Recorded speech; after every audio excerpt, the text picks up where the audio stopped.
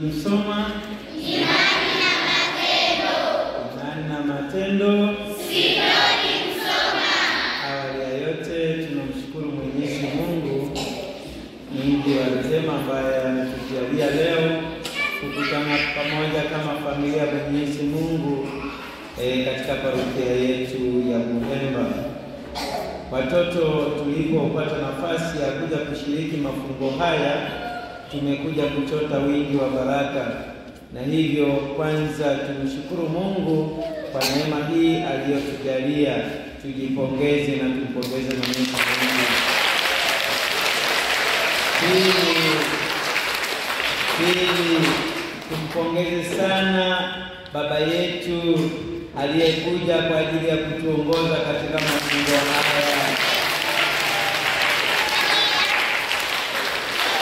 Pia tumpongeze sana sista wetu mpendwa wetu ambaye amekuja kwa ajili ya kutuongoza. Kuna jambo nimejifunza kutoka kwenu kwamba uwepo wa sista umefanya kuwa faraja sana kwenu, na wengi wanatamani hata mimi. Walipouliza wangapi wanataka kuwa sista, eti wote wanataka kuwa sista. Nikajiuliza, sio kwamba tunadanganya, lakini kama kweli yametoka moyoni, tutapata masista wengi, na nyinyi mtakuwa kama huyu aliyekuwa anatuongoza hapa huko mbeleni, Mungu akisimama upande wetu. Lakini si ajabu wengine tayari mmeshaanza kuwa na wachumba. Mungu darasa la 3 na mchumba unaye. Kwa hiyo unakuja kuwa sista. Muulizeni sista, eti wewe na wewe una mchumba? Ana. Alijitoa kwa mapendo kwa ajili ya kumtumikia nani? Mungu. Kwa hiyo masuala ya wachumba uliletewa na mzazi, uliambiwa wewe utafanya hivi, achana na hiyo. Kama unataka kumtumikia Mungu, tuko pamoja? Ndio. Basi nishukuru pia walezi wote ambao wamekuja pamoja nasi. Basi baada ya kusema utambulisho huu, naomba pia haya tuzingatie. Mwaka huu 2025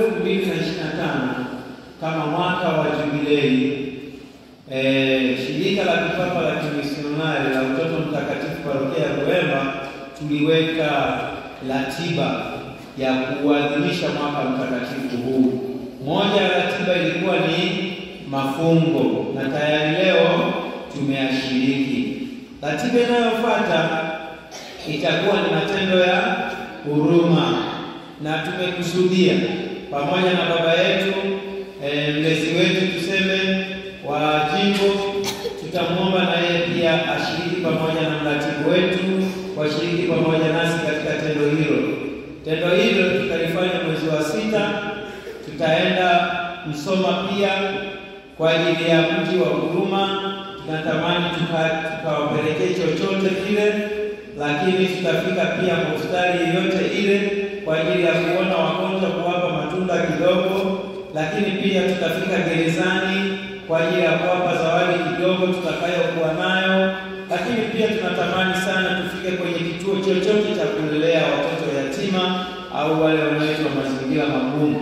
Kwa hiyo tunahitaji tuyafanye matendo haya kwa siku moja, na hivyo tutaomba walezi wetu, viongozi wetu, ikimpendeza Mungu tuwe pamoja nanyi.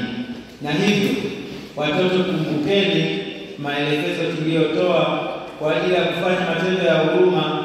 Kila mmoja anachangia kile atakachoenda kukifanya kule. Ratiba itakayofuata sasa hivi, tutakuwa na kikao cha viongozi wa watoto pamoja na walezi kwa ajili ya kuweka sasa mipangilio rasmi kwamba tutafanya tarehe ngapi na tutaendaje, na tutamshirikisha pia baba paroko. Na kwa kweli kwa nafasi ya pekee sana, bila kumung'unya maneno, tumshukuru sana baba paroko.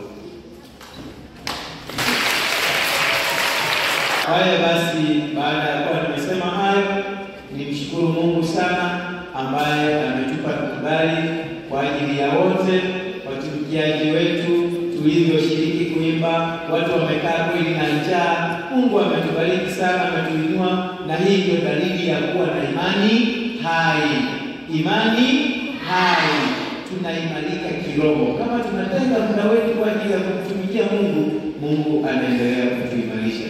Basi niwatakie faraja njema, na wakati tunarudi nyumbani, Mungu atutangulie tuweze kufika salama. Kweli tunamshukuru Mungu kwa sababu ya hali ya hewa. Nilijua labda wengine wanasema mvua imenyesha hatutakuja. Lakini wote tumeitika. Mungu awabariki sana. Na Baba yetu, asante kwa nafasi hii, na karibu tena siku nyingine tutakapokuja. Tumsifu Yesu.